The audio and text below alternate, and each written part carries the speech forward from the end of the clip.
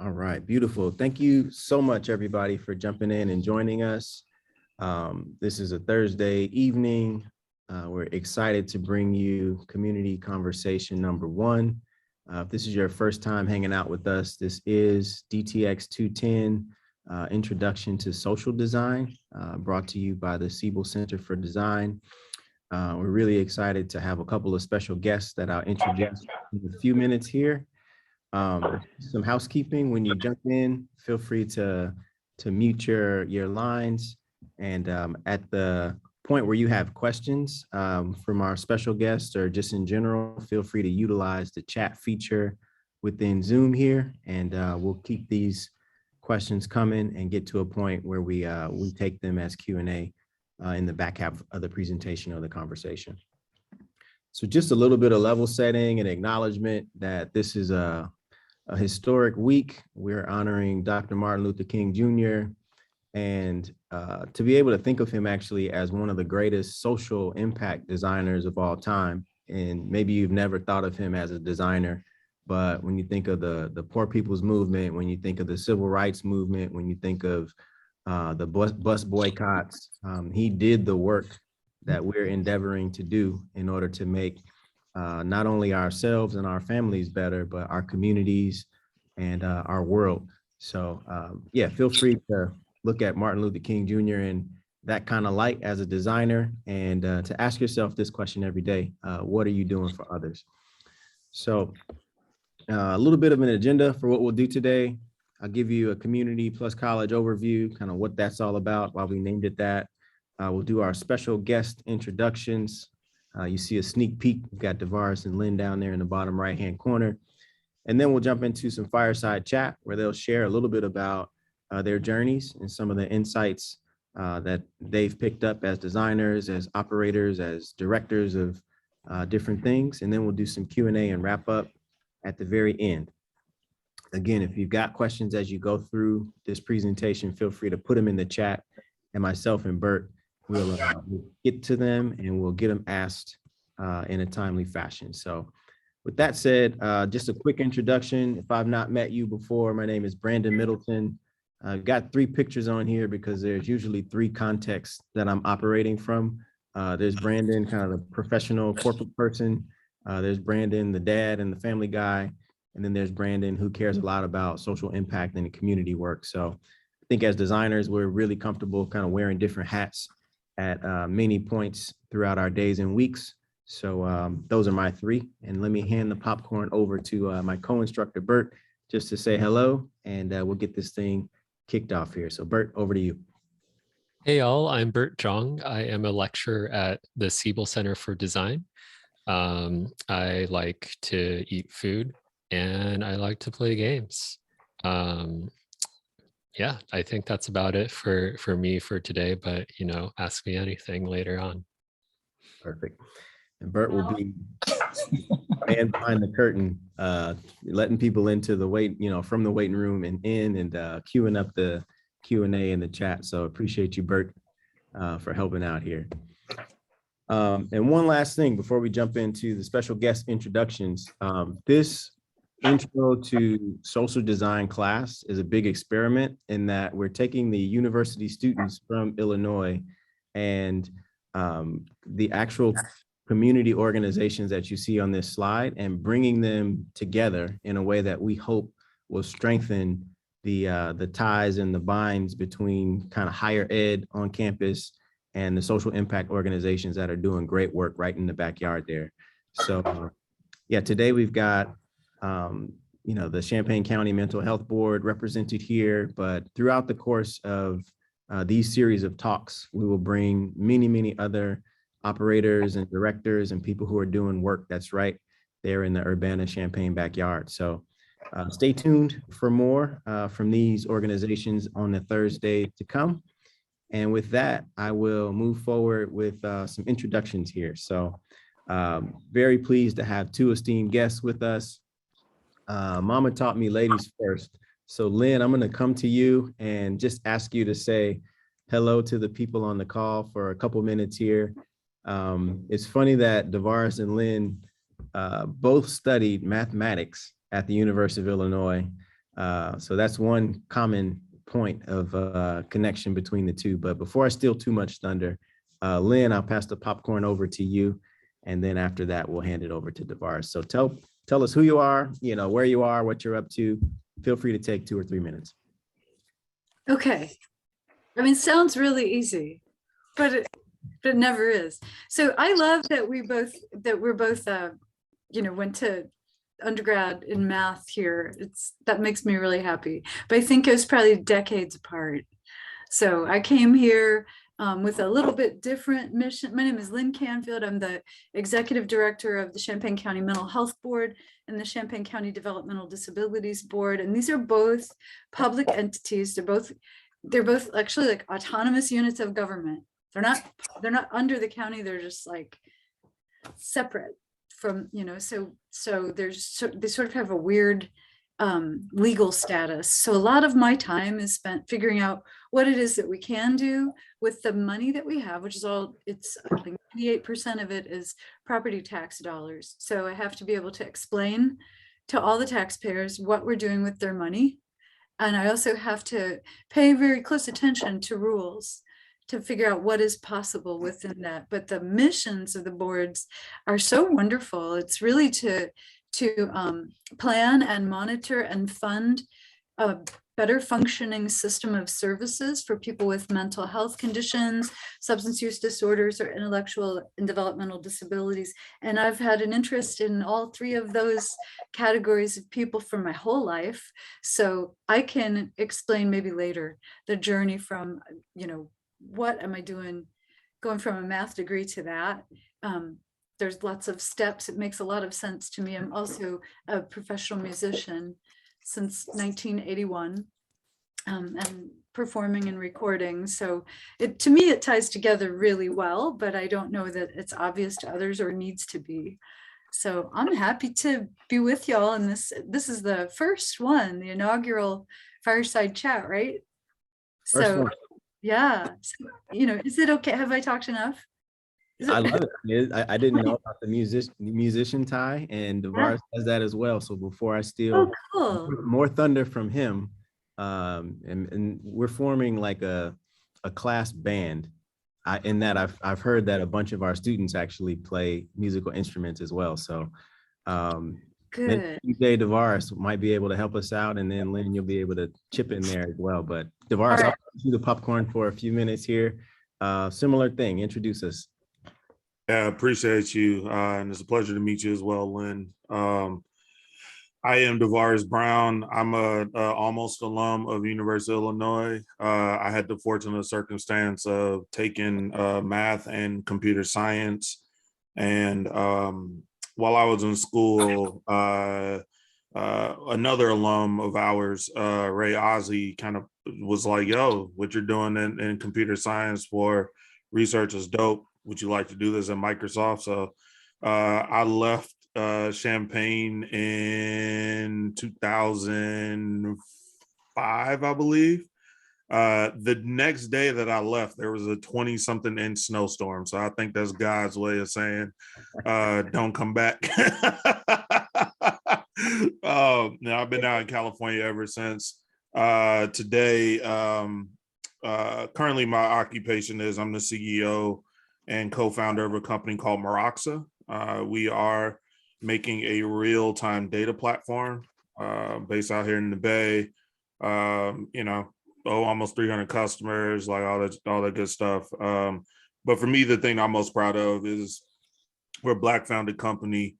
Our ranks look like the rest of America, and so we're over 50% Black and brown, almost 50% women, and our exec team is 90% underrepresented. And so for me, it's all about creating these spaces where people can feel free to come innovate and be psychologically safe to come take risks and do their best work. And so I outside of the day job and the startup life, like as Brandon mentioned, I'm a DJ, also a musician, all that good stuff. So if for all the students that are in the class, ask Brandon, literally Brandon can play every instrument possible, whether it's bass guitar, piano, drums. He also is probably one of the most under hype rappers that is out there. Brandon has bars for days. So and if any of you all are into soccer, Brandon's probably one of the best soccer players, like street soccer players I've come across in my travels. So you're gonna have to get him to tell you all these stories, and it is my job to help embarrass him. Clearly, I've known Brandon for a very long time. So like Oh man. Well, now that we've all kind of exposed each other and let us, let the cat out the bag, maybe we start with a little bit of origin story. We're going to try to tie kind of your past travel to kind of the social impact and the giving back to humanity, social good of everyone in the work that you found yourself in at different kind of points. But for context, it's good to know kind of more of the how it started kinds of information in order to help us make sense of what the here and now looks like for you. So maybe Lynn, if you could walk us through kind of a math major in Urbana, maybe with plans to do what you're doing right now, or like maybe not at all. So walk us through like what you were thinking when you were in some of the students' shoes back in kind of your late teens, early 20s. Well, I think I'm pretty plan resistant. Maybe not really had many plans, in my life, which makes it easy to have this kind of crooked journey. But to me, it does make sense now looking back. So I can tell you, just my family of origin has, you can talk about families for days, but the most important piece of it for now, for my story, is that I was born into a family with a very close family member, a little bit older than me, who had severe intellectual disability and mental health disorder. And so I was immediately part of her care team. And for 54 years, and she passed away a few years ago. So just like that person was a wonderful center for our family. And like, so that's, for decades, we're centered around that. A whole bunch of the members of my family went into professions like healthcare or education or social services, maybe because, drawn to it because of that kind of lifestyle and experience. I did not. I was in the pre-med program at U of I. So like I kind of started on it, but wow, I hated it. Like within a semester, I hated it. And I joined a band and I found I could not be in a band and stay up all night every night and still do pre-med. So I kind of was like drifting in LAS for a minute. And then I found like the people that I liked the best were the folks in math. Like it was about personalities, and I had never planned to study math, but it was a really nice space to be. This is back in the day when computer science was like, hauling a box of cards across the street, and like hoping you didn't drop any. And like the basement full of really old computers at Altgeld to do calculus on Fortran, like, right? Like this is like super ancient history, but it was so really fun times. The company that I keep and the University of Illinois is really special in that it has, a really wonderfully diverse international population. So I kept like finding myself at tables with folks from all over the world with really interesting stories and passions, like chain smoking all day and drinking coffee and learning about the world, just like right here without really having to go very far, was so wonderful that then I started to drift into the academic pursuits that they were in. So linguistics. And so I have my graduate work is in linguistics, and it did start with theoretical linguistics because of the math connection, but then quickly into social linguistics and psycholinguistics. And my focus was cultural and linguistic competence, this is like back in the late 80s, the very beginning of that kind of work. And now in healthcare, culturally competent care is an absolutely pressing need and a really quickly growing area. And so I'm very lucky to sort of, because of the work as an advocate for a person with DD, end up in a profession where one of the biggest things that we do in my office is promote culturally competent care. And even Champaign County is like diverse enough for there to be a whole lot more work to do in this area. Language access is very limited here. So it's just like, I don't know how that happened, but like sort of all the things I was originally thinking about came together here. And the whole time I've been doing music, kind of like it, when you're working in the social services, it's not always a very good living. And I made a lot of money doing music isn't that weird? Like, think of music as like the hobby job, but it was actually like the pay the bills job. Yeah. Hobby job was in social services, advocating for people with disabilities. So anyway, is that what you wanted, kind of? I love it. Like, the more that we converse, kind of the more we learn about each other. And as designers, active listening and being able to empathize and understand kind of folks across cultural boundaries is something that's really important. So I'm going to come for Devaris with that same question in terms of what the origin story looked like. How were you raised? Where were you born? Like, how did those things influence kind of what brought you to Champaign? And then after that, you mentioned in your intro that you've got a team that you're very proud of. So to Lynn's point about culturally relevant and those kinds of things, it seems like those are important to you as well. So same question to you. Give us a little bit of a origin story. How has your community helped to shape and form your perspectives and kind of where you sit and what you work on today? Yeah, I grew up in South Shore in Chicago, so 72nd and Merrill, just a couple blocks east of Jeffrey. And during the late 80s, and it was an interesting time to be there. Where I grew up at was geographically like in the midst of a kind of a gang infested area. So we had rival opposing gangs on three corners, and then I was on the fourth corner. And so for us, it was just, I always found my refuge in doing activities and things. And so my grandmother would take me to the symphony or like drum circles at Rainbow Beach or like all these things like as a kid, like cultural things. And my mom, I remember in the late 80s, so I had to be like 6 or 7 years old. So she got a job at her current job had asked her to help with like some implementation and some new system. And that's how she got introduced to tech. And I used to go to work with her every day and like was just enamored at, this thing called a computer and like, all the things that it was able to do. And so as I got of age and a little bit older, I started to realize, this is during the first .com boom, right? So everybody's, learning how to program and do all this stuff. I didn't even know what that was. But at the time I was always like, I got a VTech computer for Christmas. And I remember 1990, and I was like making, programming BASIC, but I didn't know that's what it was, right? I just wanted this thing to make some noises that sounded like notes, right? And so that was like my first foray into that. And so when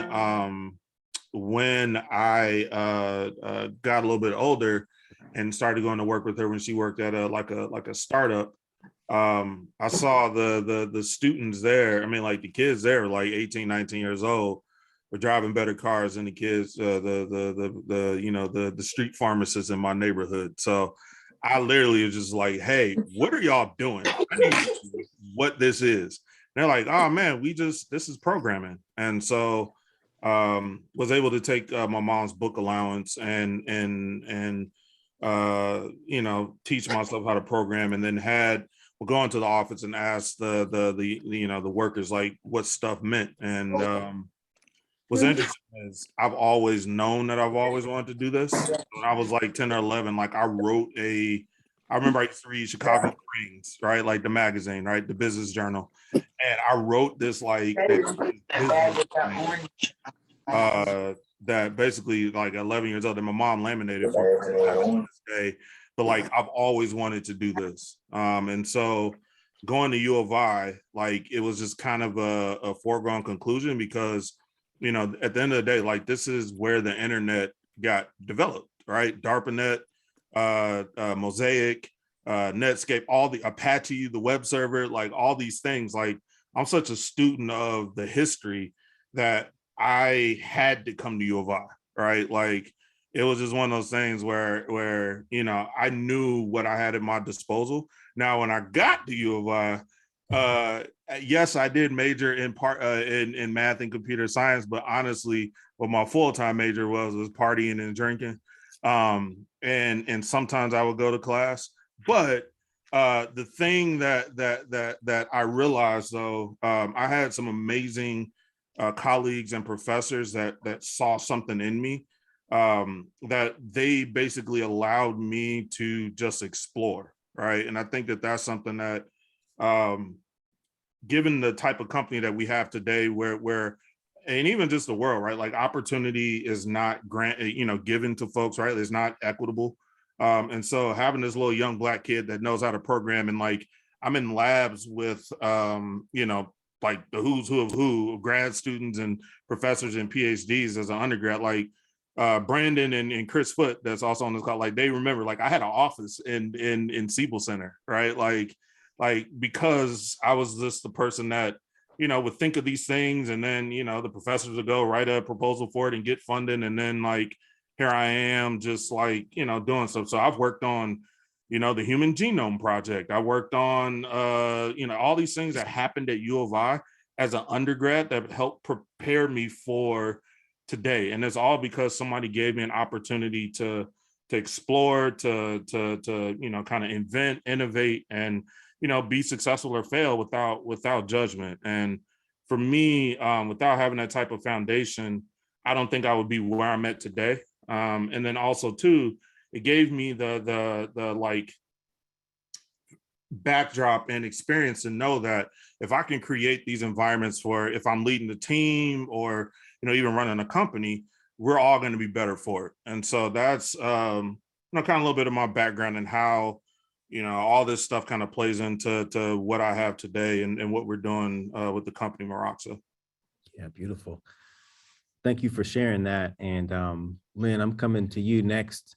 Since you focus kind of in your 9-to-5 time on mental health and well-being, and for the last number of years since the pandemic has been a part of our everyday lives, there's been more emphasis and focus on it. But I wonder if you could share a couple of things that you wish people knew about, you know, mental health, well-being, therapy, things that are probably part of just the oxygen that you breathe, that the average Joe or Jane walking down the street, that might be foreign to them because maybe their mom never was able to educate their children on it, or they never heard about it. So take a couple of minutes to double click into what you wish more people knew about when it pertains to your field.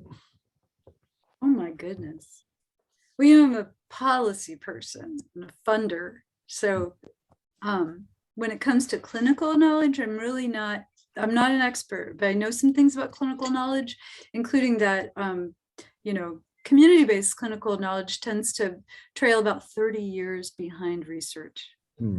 So it's really, when I get time in my free time to listen to audio of new research, that's when I can get really excited. I think there are some really promising explorations of especially dopamine receptor systems that might lead us to very different treatment models if we understand the brain differently, you know. But right now, I think the project of the last 2+ years is to understand life differently, to understand our social world differently. Like, you know, the brain science stuff is great and it's got lots of potential, but I feel that we've been asked to stop, right, and like prioritize this, you know, what I don't know if y'all hear these things, but every day for 2.5 years, my colleagues and I are saying to each other, look at this thing exacerbate all of the weaknesses in our communities and in our systems that we already knew about.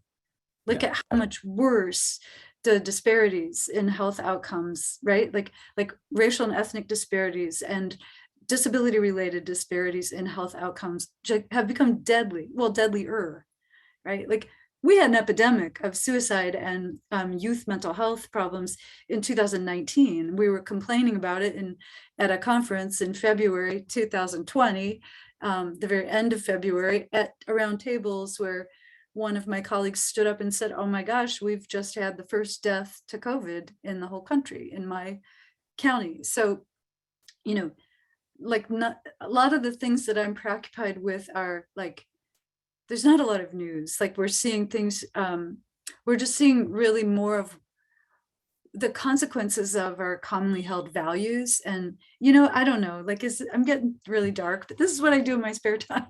Like think about like a whole lot of our mental wellness is going to have to start with how we treat each other and how we distribute resources. That is really like the social determinants of health hold true for mental health as well. And what we've seen in the last few years is how much more true that is than we expected. And the social determinants of health are things like access to food and housing and healthcare, like sort of basic life stuff. You know, people with housing insecurity have really suffered with the, you know, under the pandemic.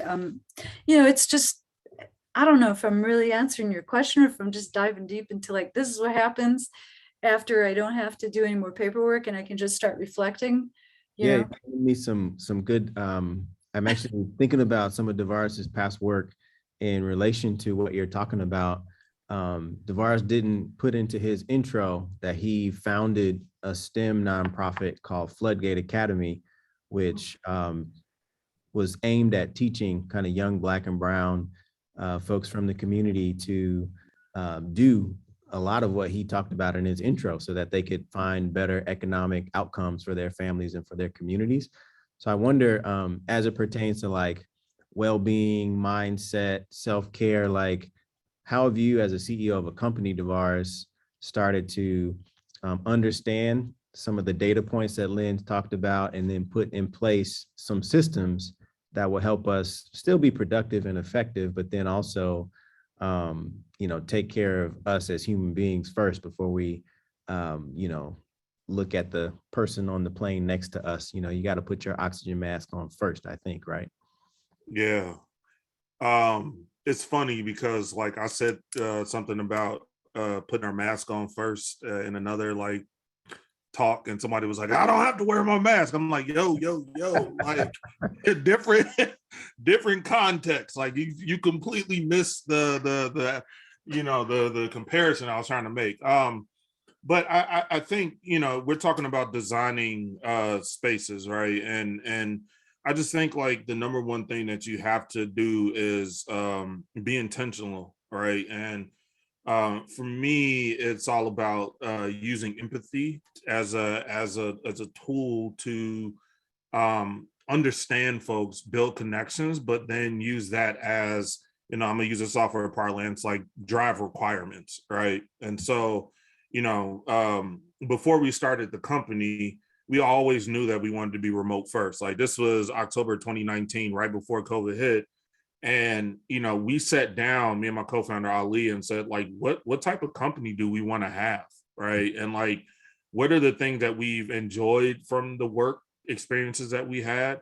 What are the things that we absolutely hated? What are the things that were okay that could be improved? And, you know, we just really went down the list about, you know, how do we make people feel comfortable and safe to come do their best work, right? Because this startup journey is long and hard, and you know, folks, you know, especially if you're hiring senior folks, they can go make a ton of money at some of these larger companies and not basically just kind of chill for most of the day. And so like we had to be very, very intentional about the culture and environment that we were creating that would be attractive to them, right? And so I think, you know, like we just aren't going to outspend Google on the senior software engineer, right? Like that's just not going to happen. But the thing that we can offer more so than Google is around, you know, like I said, that culture. And so, which is ironic because their motto was "Do no evil," but look how well that went. And so the types of things that we've done are to put guardrails in place for folks so that they don't necessarily even have to think about it, right? So for instance, I'll tell you what the nuance is. And again, this gets into the kind of design aspect, right? So a lot of these companies are moving towards unlimited PTO, right? If you look at the research, Bain, McKinsey, whoever else, right? Like most people on average with unlimited PTO only take 13 to 14 days off a year, all right?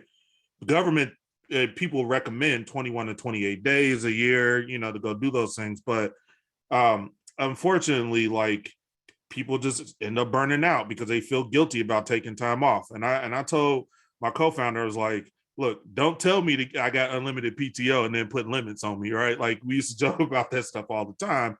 But what we ended up doing, again, like putting guardrails in place, we ended up coming up with a cultural calendar. So every month we have a Friday off, one Friday off, where we basically observe a cultural moment, right? So in March, we're talking, obviously February is Black History Month. We got something every week. But like in March, we're honoring the women of the women's suffrage movement, right? But we're taking Friday off, right? We're sending like all these things, but every month we have a thing. So that's 12 days right there. We give, from Christmas until the end of the year off. That's another 8 days or something like that. Thanksgiving's another 5, right? And then, we got all the bank holidays. So now you end up having like basically creating moments in time where people have all of this time off. They get to learn something about other cultures and all those things. Like, we had last year, we did a thing around pronouns, right? We did a thing around, the LGBTQIA movement in New Jersey. I'm blanking on it. But that happened in the 60s, Stonewall, right? Like we had somebody come talk about that. We had people from the Black Panther Party come and talk on Poor People's Campaign, come talk during Black History Month. Like these are the types of things that can teach people about other cultures, but also give people a break, right?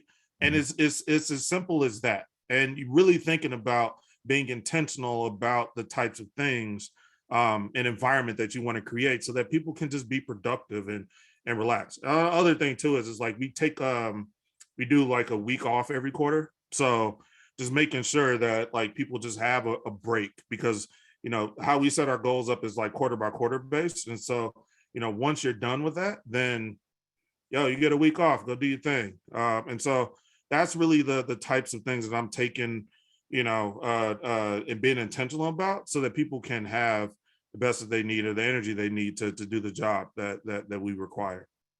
Yeah, I love some of those concrete examples, just to start to seed out to everybody that's listening. Maybe you borrow that, in the here and now, maybe you put it in your back pocket and pull it out a little bit later. But yeah, man, I would love to take credit for that, but that's my my COO, Edeline Bobe. She definitely came up with that. And it was in reaction to people burning out. The other thing that they don't tell you when you have a remote company in other countries is that you have to have unlimited PTO isn't a thing. So we had to come up with this like creative way, like you have to give at least 21 days off, right? And if you do unlimited PTO, we're not checking for, did people punch their time card in and all that type of stuff. So we had to come up with a creative way that fit our ethos as a company to do this. And that's what it is. So credit and shout out to Edeline for that. Excellent. Can I just make a really brief comment? I'd like to add on to that in a really simple. Go for it. Because those really a great list of ideas. I'm so happy to hear about some of that, and I think we could even use some of it. But the thing that we discovered, not by accident, I mean, I knew it was coming and I was ready for it. I really embraced it. Like I have a very small team of people that I work with directly, and we had a nice suite of offices. Everyone has an office with a door and a window and their own equipment and their own file stuff, but you're still roommates. And I'm really convinced that a very diverse group of people is the best group of people to work with. That's where, the best ideas are going to be generated across a really diverse set of people, but they're not built to be roommates. right? Like like it was a sort of against our nature to have to live together all day. Like there are neurodivergent people in adjacent rooms, one who can't listen to any noise without getting upset, and another who really runs on music. So having to go home and work remotely made us an amazing team overnight. Mhm. It was, and like, I have no intention of bringing us back to that suite of offices altogether, because people are so much more productive and creative. And the time that we spend together, we spend it because we choose, like we want to brainstorm or make sure that everyone's okay with a consequence we're coming up with. So it's a very, very simple shift, but I mean, it's just not something that every workplace can do, but I wish they could find ways, because it's been so good for us. Yeah, yeah.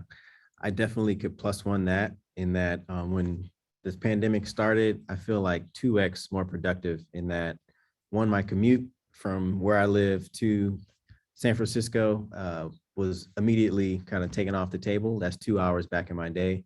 And then the number of kind of water cooler conversations, I get carried away talking to folks and am less productive and late to meetings and stuff like that. So it's just like immediate focus. We're getting a bunch more productivity out of individuals, but then at the same time, how do you provide belonging and community and new ways, diverse ways to do things?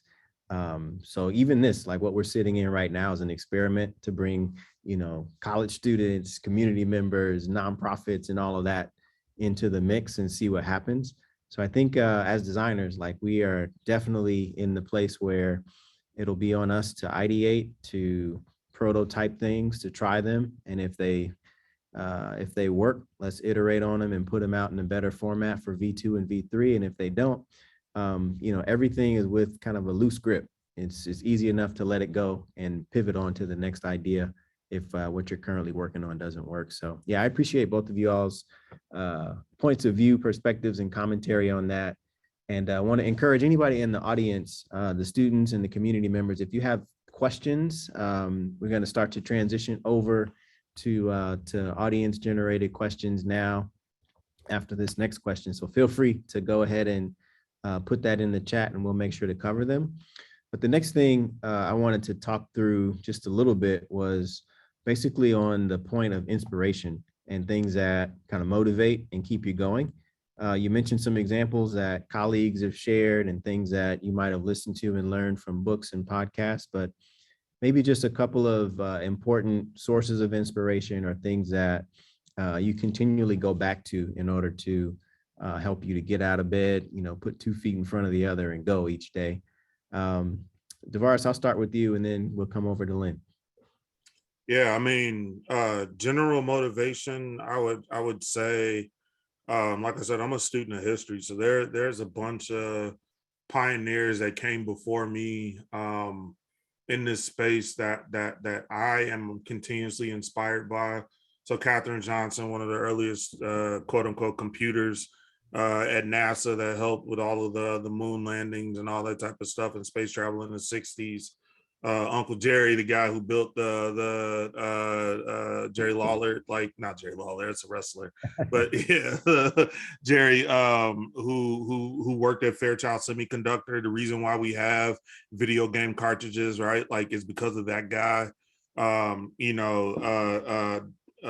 Mark Dane, the guy that's at IBM, who the reason why chips are IBM compatible again, it's a black guy, right? Like Dave Stewart, I used to, from Worldwide Technologies out of St. Louis, I used to get Black Enterprise and see his name in there. And like amongst all of the manufacturing and heavy industry and food and beverage person, he was like the only one in IT at the time. And I'm like, yo, I got to be that person at someday and meet him.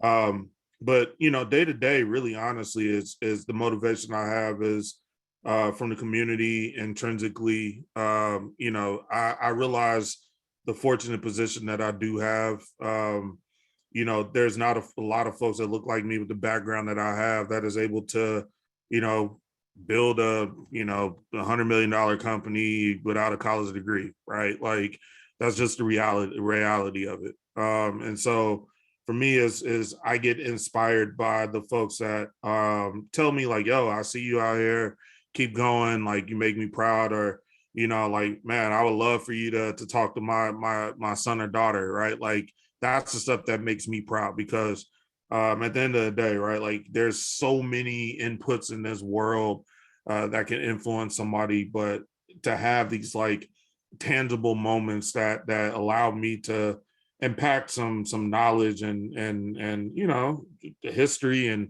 and game for folks, like that's something that inspires me and keeps me going, especially when it's tough days. So I think for me is just always all about making sure that I am representing myself and my culture very well, and if I can do that, then those are the things that I can't control how other people perceive that, but at the end of the day, I'm super inspired by how other people perceive what I'm doing. So Excellent. Mr. Brown, thank you for that. I'm going to come over to Lynn, that same exact question on inspiration. And then I just saw Arvin pop a question in there. So after Lynn, we'll come for your question, Arvin. You want to do that? You could. Oh, go ahead. Okay, Arvin, let's have you jump on. Feel free to unmute. Okay. Ask that question. Hey, Devaris. I'm Arvin. I'm from the Bay as well. I'm studying computer science and statistics, and I was really intrigued by like the cultural holiday and the system you've created around PTO, and having a bit of like experience in like cloud infrastructure myself. I know that outages and there's customer escalations and there's a lot of things that they just by nature they go wrong. I was wondering how you coordinate that with your engineering teams to still maintain like these cultural holidays and these PTO and maintain that basically. yeah, I mean, we just prioritize folks taking time off, but we always have somebody that's on call, right? And like at the end of the day, in the pager, we use pager duty, but for a lot of times, like I'll be the person that's on call if it's a holiday, right? The one thing as a leader that I always try to tell people is that I always hated when I had leaders that would say like, oh, everybody can have a weekend off except the ops team. We got to make sure that like the system is running. And I was just like, well, why don't we just build a better system so that like not everybody has to have that nervous angst around them. So I'll just take the pager when like when we have these days so my team can, just not be worried about being on task for things.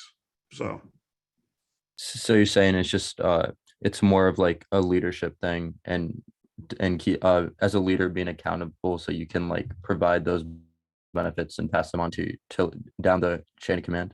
Yeah, what you said. See, this is why Okay. you should go to U of I and study there, because you can take all that stuff and put it in nice ways. Yeah, I mean, like at the end of the day, like the buck stops with you, right? And for me, a lot of people use, and what I've seen is like a lot of people use co-founding companies and CEO titles or exec titles to boost their own ego and not actually like serve the people that are helping them have these things. So if it's little thing that I can do, like, yo, take the weekend off, don't worry about the pager, then why not, right? Like that costs me nothing, and usually nothing really happens. So at the end of the day, and even if it does happen, like I know how to communicate, right? Like, oh, is this mission critical? If it's not, then hey, we'll get back to you. We'll take a look into it and just make sure you hit them back in a couple days when the weekend is over, right? Like it's not a big thing. The one thing I always realize is like, no matter what happens, if you approach a point of conflict or anomaly or whatever it is with like grace and humility and transparency, people are more than willing to give you the benefit of the doubt, right? And so not everything has to be like the world is on fire all the time, right? It's just like if everything's on fire all the time, then how do you know which one to put out? And so for me, it's just always take a step back, do some triage, understand how important it is, and just communicate. All right. So Yeah, that's a great kind of leadership, bar there. Like a lot of people think that to be a leader is to put a notch in your belt, when really servant leadership is what you're signing up for, and you're literally having to cover, everybody underneath you in order that, their well-being, their balance is able to be kept intact while yours might not be, so there's a reason that folks get bigger responsibilities and more resources to be in control of as you move up the ladder in your career, but don't misconstrue it. So I think you said that really, really well, Devaris, and I saw Lynn's head nodding in agreement, so she knows what we're talking about too. I love all of that, and it's like maybe even more imperative with the work I do, which is supposed to be about a social service system. If service is the product that we're selling, then we better be really good at it. And it seems like we have it upside down, like leadership serves no one. So for my small team, I just feel like our time is different. We, the boss, experience time differently. If we're in charge of what's happening and, at 20 hours on a task to meet my own expectations is going to be a lot less exhausting than 20 hours somebody else is putting in to try to meet my expectations. So there are two things that I do consistently. I can't ask people to do something I don't know how to do. So I learn it with them. And then if they need to take a day off because they're sick or they need a week off for vacation, I can cover for them. And it's not as exhausting for me because I feel like I get a deeper understanding of the terms of their work because, everybody's work world is really different. And so anyway, so that's one thing. But the other thing, exactly what Devaris said, like, I don't, I can also put in more time. There was something that you said that was just like, so perfect, such a perfect description. So you already said it perfectly. I'm just nodding yes, just like being ready to listen to people was the other really key thing. Like if somebody has the energy to tell me I'm doing something wrong and I'm the boss, I better listen to them because that's a huge investment of a person's energy. Like, I really believe if people are going out of their way to tell me something, I better pay attention to it. So those are kind of like consistent everyday principles. I think this was a really wonderful detour. So I'm happy that you allowed Arvin to ask the question and Devaris to answer it before I went back to the inspiration thing, because it wasn't even on this track. Yeah, thank you for that, Arvin. And for folks, feel free to keep them coming into the chat. I will come back to you now, Lynn, and ask kind of for your hot take on inspiration and motivation. Kind of work you do can be tough. It can go slower than you want it to go. There's lots of kind of strain that's been put on the system over these last 2 years. What are the things that you go to keep you motivated, to keep you inspired as you move forward? Well, it's kind of, so at the center of the work is this really irresistible mission. Sometimes it feels like we're engaged in the war on poverty, or we're engaged in this, like the ultimate civil rights activism, which is to make sure that people with every type of disability are fully included in our communities. Well, that is a big ask because, some people with disabilities don't appear like to the rest of us to be productive, and they become invisible. It's kind of like how homeless people start to become invisible. So we don't even think about them because they're not, sorry to do this, but here in late stage capitalism, they don't mean anything. Right. So this is the value that we have to undermine. Like, so these are, so closely related to the mission of the work that I do that it's very energizing. So I don't really, even though you're right, doors close and things get slowed down, I can always comfort myself that if I can't change the world in my lifetime, like it is still meaningful to hold the door open for a generation of people who might do it, and to make sure that I'm addressing any policy barriers that will keep those people from being able to come through the door.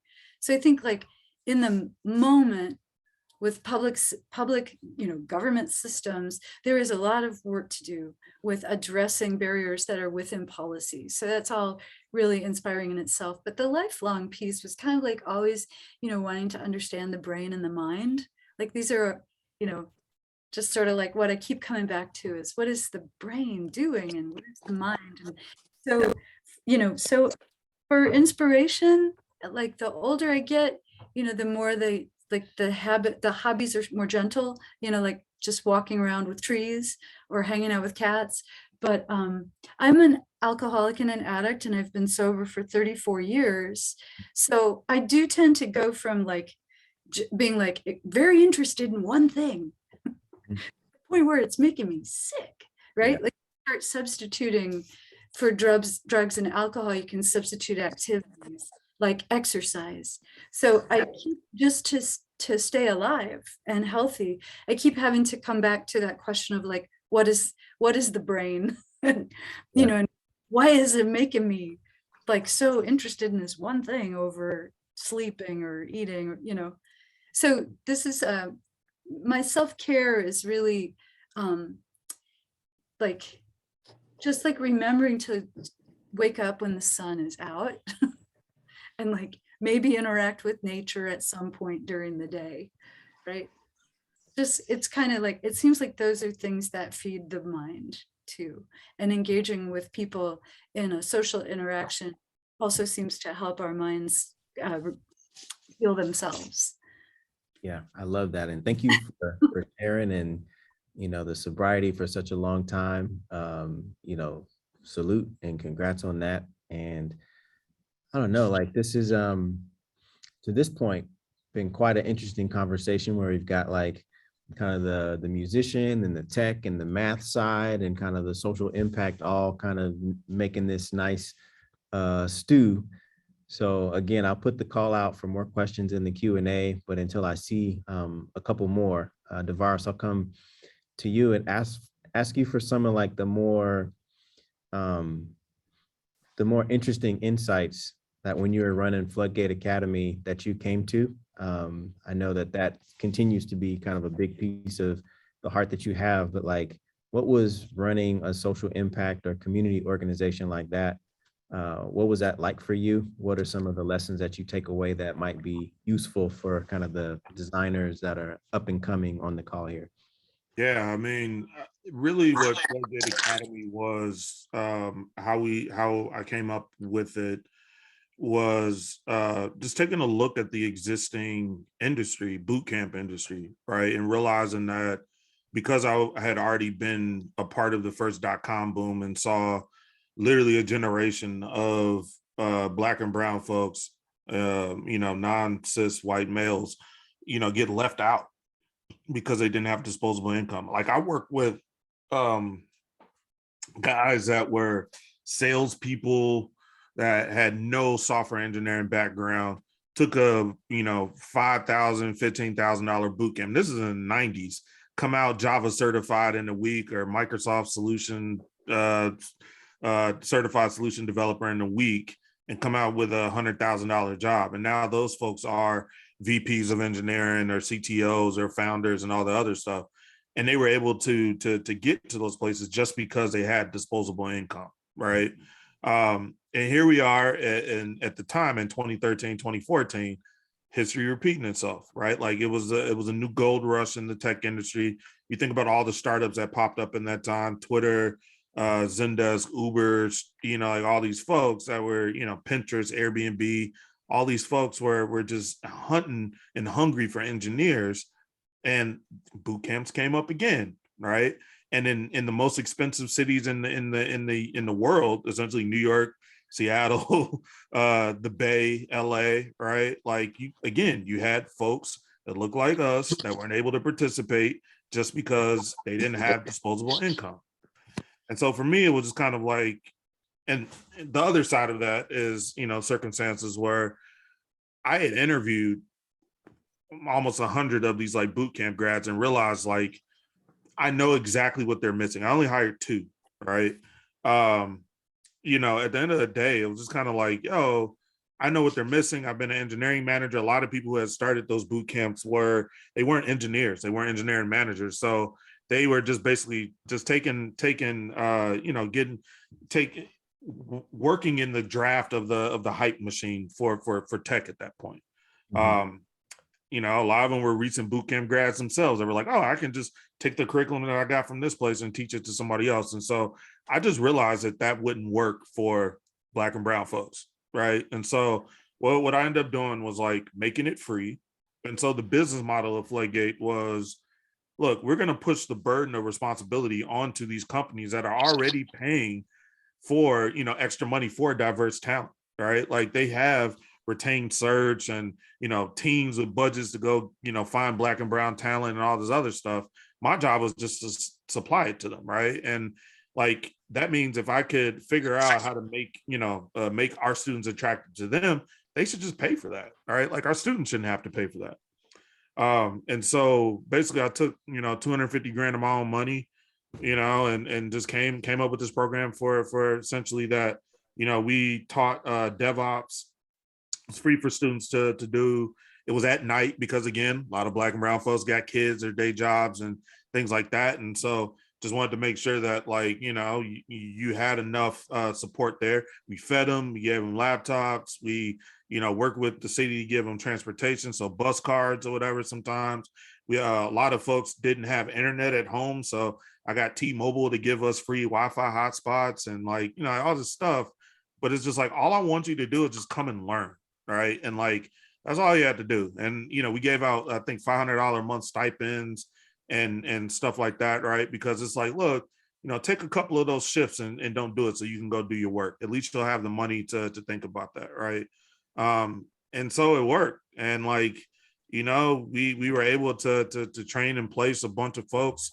Was able to expand to Seattle and, you know, all that type of stuff. But at the end of the day, it was just like, I could have just picked up the boot camp model and just like tried to apply it and make money off of my community, or I can give them something that gives them the opportunity to have a career in this industry without really having to worry about like, how am I going to live or take 3 months off of work to go to this boot camp, right? Like that's just not a reality for a lot of us. So at the end of the day, like those are the things that I learned. The biggest lesson that I learned is, I don't know if y'all saw the Ray Kroc thing about McDonald's with Michael Keaton. And he was down in San Bernardino. I asked the McDonald brothers, like, yo, this is great. Like, why haven't you taken this everywhere? And it's like, it's hard to replicate quality, right? And so the things that I learned and how I do, like, it's hard for me to like teach somebody else how to teach like me, right? And like, that was the one thing that I wish I would have had a better understanding of how to do that, but it's tough. Other thing I realized too is like the nonprofit world is terrible, right? Like it's non-deterministic. It's run by like, you know, I worked one grant. It took me a year and a half to get my money, and it was just like I almost had to threaten to sue the person in order for me to get my money, right? And it's like it's all based off of random feelings and not like objective outcomes, right? And so the person that you talk to 1 year that's all like, hey, I love what you're doing, let me give you $1 million. Next year they're like, you know what, I'm gonna like give this $1 million to, I don't know, somebody said something about cats earlier, right? Like the preservation of feral cats in Sunnyvale, right? Like, you know, it just completely just random. So for me, it was just kind of like, yeah, I don't want to play in that world, and I'm just gonna let them folks deal with that stuff. Like, I want to focus on quality. The philanthropic world is more focused on quantity. They just want to see a bunch of, you know, Black faces and white spaces. They can just point to it and say, hey, we've helped 1,000 kids this year. And it's like, well, help how? Like doing a weekend workshop? It's fine to expose them, but like they're still living, you know, 47% of the Black population here is still living under the poverty line between the ages of 18 and 24, right? Like, how are you helping them by teaching them something during the weekend? How do you, you know, give them the opportunity to earn a career and those types of things? So it was just like a values misalignment and all that type of stuff. And that was just some of the things that I learned when I was doing this. Yeah. Thank you for sharing. You dropped a bunch of different things. Designers, like one about kind of pulling insights at different points in your journey. I think two, like knowing what the product market fit would be. I think empathy for who you're serving. Like you knew that doing a course during the weekend or charging your audience was something that was not going to work. So, you know, throughout the course of this semester, we'll dive into some of those points with the students, but like those are some great ones to note and to put in your back pocket for everybody that's taking notes. So, yeah, I mean, let's be honest. Like if I didn't, like, yes, my LinkedIn says math and computer science, but I took classes in every college. All right. I when they say liberal studies, like a liberal arts, like I literally took that to heart, because it's like, when else am I going to learn about Greek mythology? When else am I going to learn about East Asian studies and like all this other stuff? I'm not going to do that on my own, right? So I got a couple credits open, so let me just go do this stuff. And like, don't get so focused on your job and your future and all this other stuff that you realize that all these other inputs and all the people that you meet and all these things help you be a better designer, because you can pull from these experiences. And Lynn talked about using empathy earlier, but it's like, yeah, if you build these emotive relationships with people, those are the people that you're going to start considering when you're making these design decisions on how bringing these solutions to whatever market that you need to bring it to, whether it's for profit or nonprofit, right? Like that context and contact with people outside of yourself helps you build better solutions, right? And so for me, liberal studies was like the best place for me to do it, because I can take Mandarin one quarter and go, do study abroad in China, or I can go, take Spanish the next and go study in Morelia, and like all these things that you have these opportunities to go and learn and immerse yourself, so that you can have these experiences to draw from. And I think that that's something that's just super important that a lot of folks just don't do. They want to be the best CS person. And it's like, well, yeah, I guess you can be, but like, what made me a better infrastructure engineer in my early career? Learning about biology. Because if you realize like what computers are, they're literally just mapping to what the body and, what your DNA does, right? Like, RAID for hard drives is literally, it comes up from how DNA replicates, right? Like I learned that, and it's like, well, if I can think about it over here, let me apply this to this context over here. So it's just one of those things that people just have to be aware of. Yeah, I love that call out. And Lynn, I just saw a question from Tyler that I wanted to have her ask you, but like in terms of the diversity of the folks that are on this call and in this class, they come from like all over campus. LAS, engineering, business. So like the diversity of subject matters that you took, Devaris, is something that we're gonna, as designers, lean into a bunch. And I think the diversity of experiences that you have when you bring them to problems and challenges, you'll get to better solutions. And Lynn, you even talked about kind of the diversity of the team is the best thing for the end consumer of the thing that's being worked on. So Tyler, if you wouldn't mind coming off mute to ask your question to Lynn, I think it's a good one. Feel free to jump. Is it for me or for both of us? It looks like a good question for Devaris.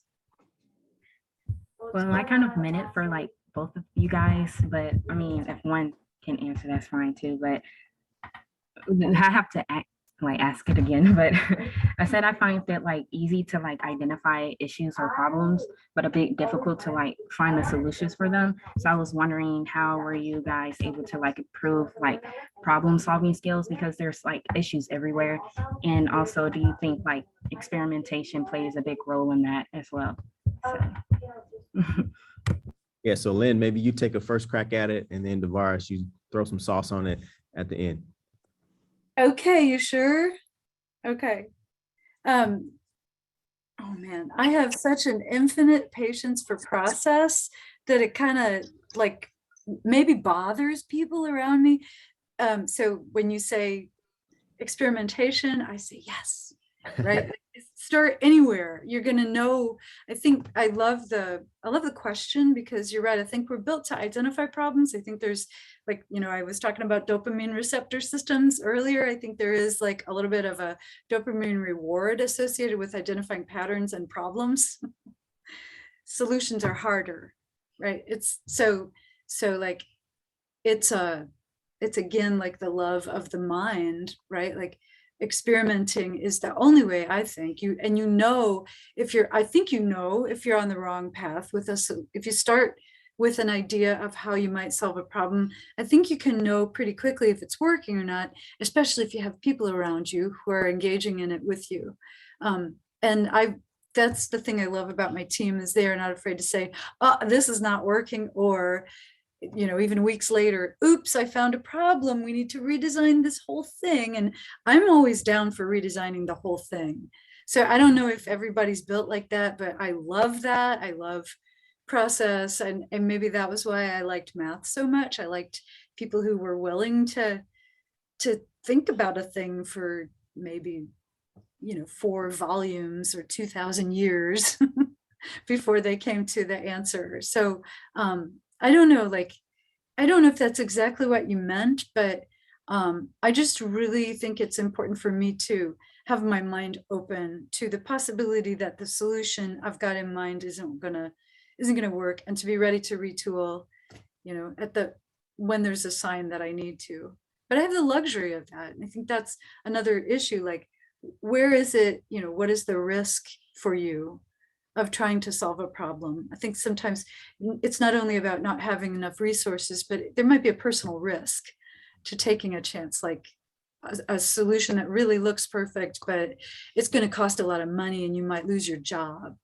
So I don't know if that's helpful, but Yeah, dealing with constraints, another huge part of design, right? Like, obviously, if you had infinite money, or if you had infinite, head count to be able to hire as many people, or if you had infinite of something else, you could make it work. But yeah, when you've only got finite resources, then you make trade-offs, and those trade-offs help you put a prototype together that's not perfect, but is something that you can, fly off the cliff, and maybe it'll fly a little bit, maybe it'll fall down. But as designers, we're going to take those prototypes and learn from what we can, iterate, and then put out a better one the next time. So that's my little 2 cents on that. Devaris, I don't know if you have thoughts about that particular question, but that's a great one, Tyler.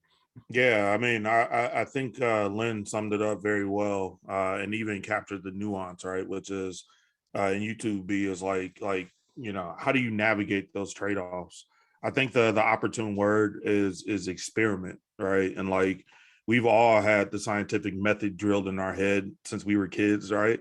And so the one thing I will add is to help your problem solving skills, always get a clear understanding as what the expected results should be, right? And then work within the constraints that you have to drive towards a solution. The nuances and kind of caveat is like, just because it's solved in the moment doesn't mean it's going to be solved forever. So always make sure that you're thinking about, like, down the line, like, okay, let's communicate the trade-offs that I had to make to get to this conclusion today.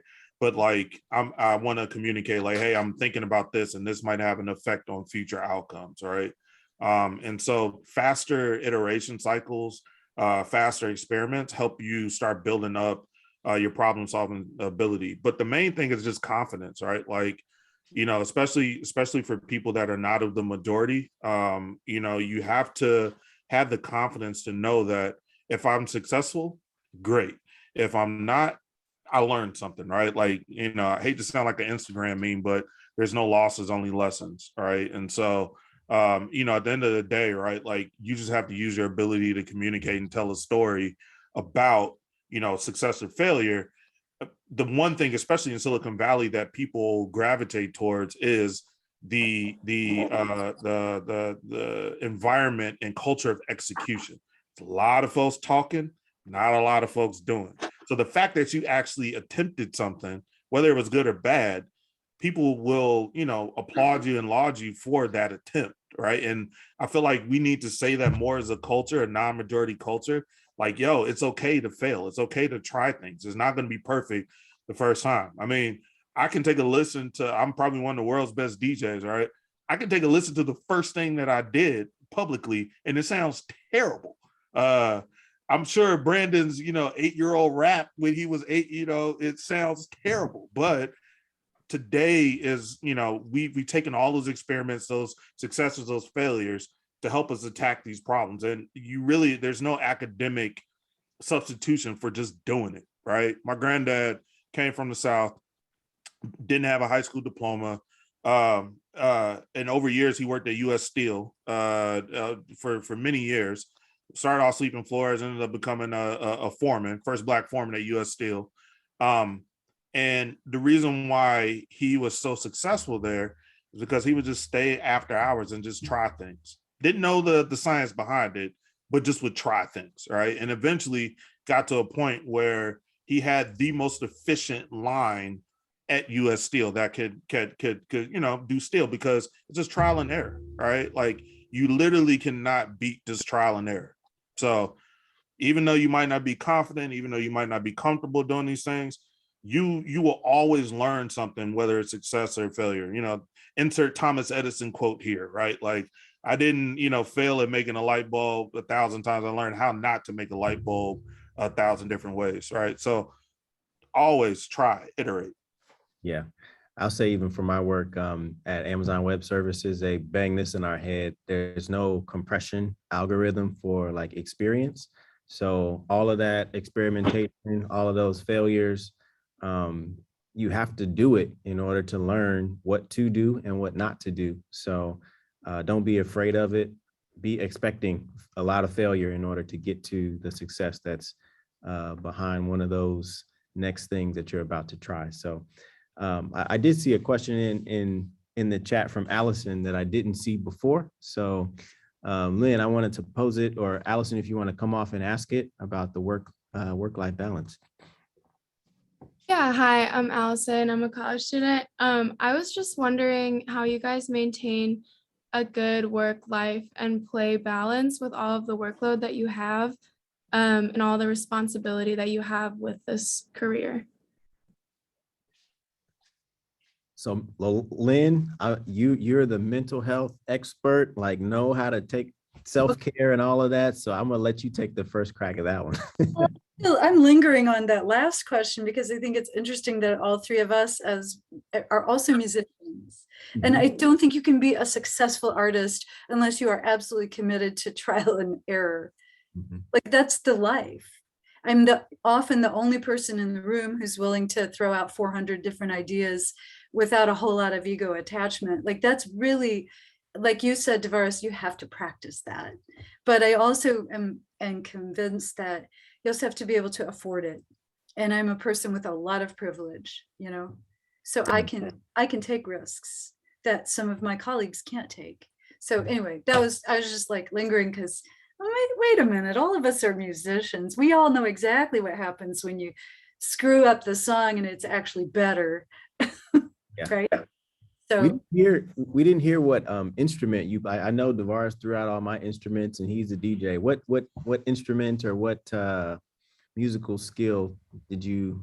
No wrong notes in jazz. Well, I started like hanging around with pianos when I was 3. I don't know why, because you can stick pencils in them and you can, you know, you can play them upside down or with your feet, or you could get inside them and play them. So, you know, just like sort of rudimentary music making with pianos for years and years. And then I played guitar and bass for a while, but I'm just terrible. I'm really like much more of a writer than I am an instrumentalist. So the best place for me is singing, you know, because I can write for my own voice better than I can write for my piano skills. Although I have lots and lots of albums where I was playing keyboards, and I built an ARP synthesizer back in 1980, just in case anybody remembers. But you know, but just be like, from a practical perspective, I've been able to have a healthier career as a singer than as an instrumentalist. Just not I'm good, but I like messing around with them. But anyway, so work-life balance, like for a long, long time, was comprised of having 2 jobs. So, you know, I almost never had time off, but my day job was in the social services or in this, you know, policy position that I'm in now. And then my weekend performing, that turned out to be a really nice, like really nice blend. You know, it never really felt like that much work. Yeah. And then, you know, during 2020, for about 8 months, we couldn't play at all. So I got used to some of maybe what other people do, like when they just have the full-time job, like, and then they have to have a weekend. So I kind of figured out how to have a weekend, and like, it's very new to me, this whole like friends stuff, like, you know, it's just, I don't know, like if I'm the best example of work-life balance, but I do spend an awful lot of time on things like sitting under a tree, meditating and taking a bath, like all that. I don't know. It's Instagram stuff, right? And lots of exercising. So I'm not as good at work-life balance as I ought to be, but I'm just learning about it. And I do miss doing the music every weekend because that provided a lot of play. And we did start playing a lot last summer. I'm just going to tell you this because I know Devaris is going to bring us back to an uplifting conversation, but we did a lot of gigs over the summer. It was really great to be back in action. One of the people in our band was clearly suffering. We didn't understand it. And some of us were saying, he's just not going to show up one day. And indeed, he did overdose a couple months ago. So now we're not playing because, more like another resurgence of COVID, but for a minute we stopped playing out of grief. And it's just kind of that's another thing that's sort of normal in my life, like that lost a lot of people to overdoses and suicides. And I don't know if that's normal for everybody, but so over time it creates this perspective like I woke up. That's freaking amazing. I'm just really glad that I woke up. I don't care how old I am or how much money I got. I'm still here. So anyway. Yeah, you touched on a bunch of powerful things. And one of them, even though you don't think you're good at work-life balance necessarily, the counterbalance of all of the social kind of impact heavy work that you do with the kind of musicianship and the community of musicians that you've been able to form was actually one of the things that kept me sane in the Bay Area when I first moved here, because there weren't that many Black and brown people. And Devaris will tell you, we were in a band together and gigging at universities and like being able to kind of counterbalance my software engineering job with the music and with the time in rehearsals to just try new ideas out and figure out how to put a show together and then go and do it. And then hang out with folks that enjoyed the music was like, okay, I think I can do this with community. If I was by myself doing this, I might be going crazy, but with a team of people or a tribe to do it together with, it's a little bit more sustainable for me. So Devaris, I'll let you cut in on that one as well about kind of balancing things, but I'll just publicly say thank you for helping me do that when I first moved to the Bay Area, man. Oh man, we both unhealthily cleaved to each other when we first got out here. So it's all good, man. That's why you my brother now, man. I'm probably in the majority, and I'm gonna say like work-life balance is a output of privilege.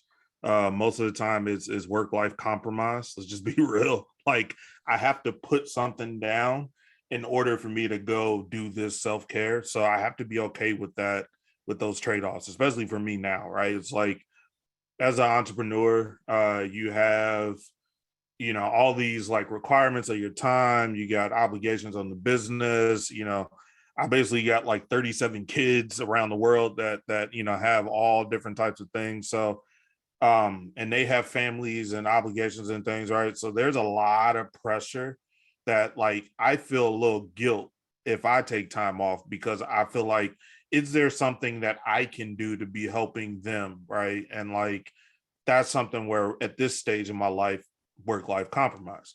Now when I was had a little bit more money and was making like NBA league minimum money working at Twitter and Salesforce and like all that type of stuff, I could take vacations every 10 weeks, and I all that type of stuff, because I had a huge staff of dependents and all that type of stuff, like direct reports and like all that type of stuff, right? Like, so I didn't have to worry about anything, right? And so it's not something that's always linear. It's definitely going to be cyclical, and me just recognizing that, I'm okay with that, because like I do force myself to go do things, but it's always like I'm just giving y'all the real stream of consciousness as to how I think about these things.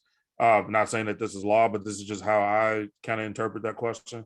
But for right now, where my startup is and life is and all that type of stuff, right? Like I just have to be very intentional about doing the things that I can to make sure that this is a success, right? And so I have to physically, like my calendar is always booked, right? From 7 a.m. to 7 p.m., right? And then probably still some after that, right? Like that's the thing where I just have to like say, you know what, today I'm going to have to be okay with the amount of work that I've done, because I need to take time off. I need to go get a massage. I need to go, get my nails and feet done. Right. Like, big proponent of that, because, you don't want to be cutting up socks and sheets.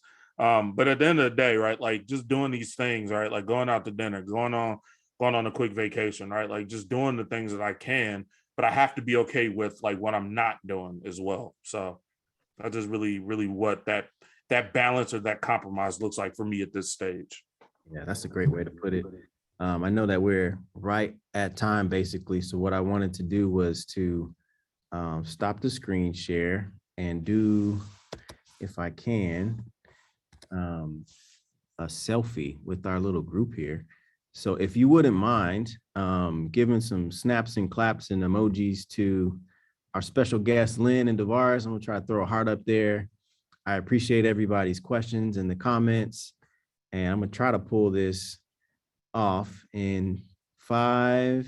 Feel free to come on camera if you want to be part of this this little selfie that we're trying to take. I'm gonna do 5, 4, 3, 2, 1. Here we go.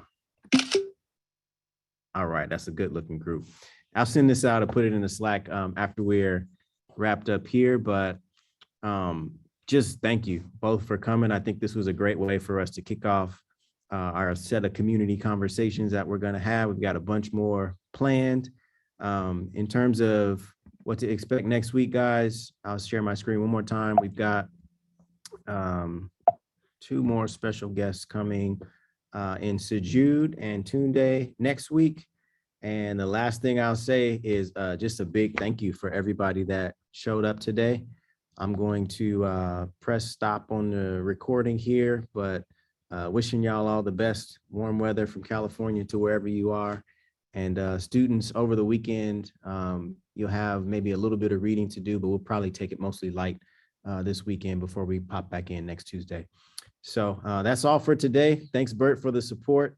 Thanks, Lynn, for sharing. Thanks, Devaris, for coming through. And thank you to everybody who came out for this inaugural session. All right, that's all we got. We'll see y'all next time. Thank you. Thank you so much. Have a good one, everyone. Thank you, everybody. Thank you. Bye, everybody.